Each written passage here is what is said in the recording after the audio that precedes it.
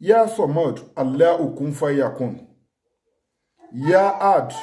Ya-Sormod, Allahu Kunfayakun. Ya-Sormod, Allahu Kunfayakun. Àdúrà yìí ló máa ṣe. Wàá máa ṣe ní 1111.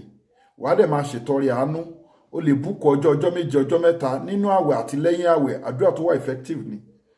Ká máa sọ pé àtútù wà ní time tá ti ń wá òru Lailatul Qadr, torí tó bá ti di 20 bẹ́yẹn Ànábì Muhammad sallallahu ta'ala alaihi wasallam òun ti bẹ̀rẹ̀ sí ń wá òru Lailatul Qadr.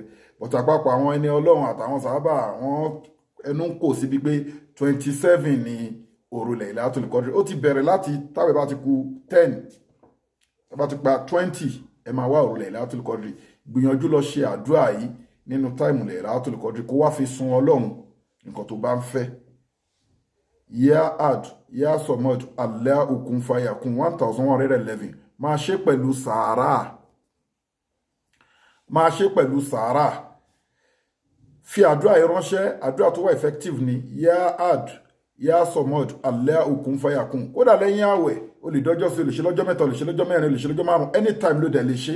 Àmọ́ gẹ́gẹ́ bá a ṣe mọ̀, ọwọ́ àdúrà ọwọ́ ọ̀dájí ọwọ́ òru láti bí aago mẹ́ta ó máa ń wà effective.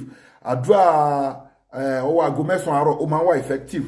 Àdúrà táìmù mọ́gíríbì lọ́wọ́ ọ̀rọ̀ lẹ́sìn ìṣá ó máa ń wà effective àti àwọn táìmù bẹ́ẹ̀ bẹ́ẹ̀ lọ. Sọ lágbàdúrà fi àdúrà yìí ránṣẹ́ síwájú kó tó ṣàdúrà àbí tó bá ṣàdúrà ìtàn nǹkan tó bá lágbára fi sákàǹtì àwọn ọmọ aláìní.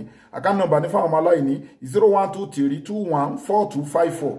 Àkáǹtì nọ́mbà fáwọn aláìní 0123214254. Àkáǹtì nọ́mbà fáwọn aláìní 0123214254. Global Dahiratu Dhikrlahi Islamic Organization, Wema Bank of Nigeria.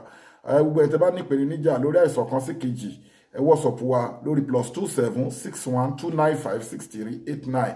Ẹ dẹ̀ gbìyànjú kẹ́ patronize gbogbo àwọn product wa. Product fún fibroid ni, òun ni bulldozer. All in one ni tó ń wo more than 300 àìsàn. Gbogbo product wa ló wà halal.